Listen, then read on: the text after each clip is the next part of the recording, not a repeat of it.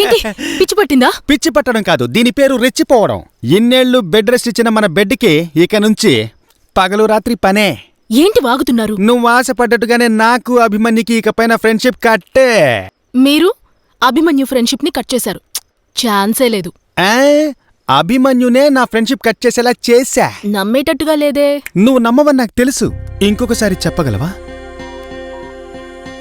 నీకు నాకు ఉన్న ఫ్రెండ్షిప్ ఈ రోజుతో కట్టు. నువ్వే బయటికెళ్తావా లేదా సెక్యూరిటీని పిలిచి బయటికి గెంటించమంటావా? ఇక నుంచి అభిమన్యు నన్ను చూడ్డానికి రాడు, కలవడు, మన ఇంటి గుమ్మం కూడా తొక్కడు. తెగిపోయిన గాలిపటం తెంచుకున్నోడికి ఎప్పుడూ దొరకదే. ఇది మనకు పుట్టబోయే బిడ్డ మీద ఒట్టు. అయ్యో, పుట్టబోయే బిడ్డ మీద ఒట్టేస్తున్నారేంటండి? నాకు చాలా సంతోషంగా ఉందండి. ఇప్పుడు నాకేం చేయాలో తెలియడం లేదు.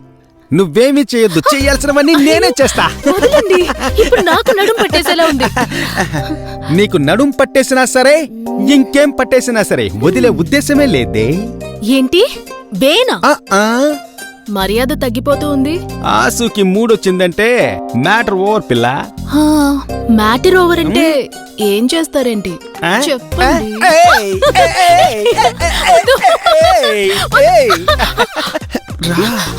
ఒక్క నిమిషం. ఏంటే? నేనొకటి అడుగుతాను, మీరు చేస్తారుగా? ఏంటది? అడుగు అడుగు అడుగు అడుగు అడుగు చేస్తా.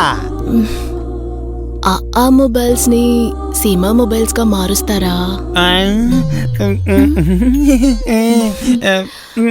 మీరు తప్పకుండా మారుస్తారు.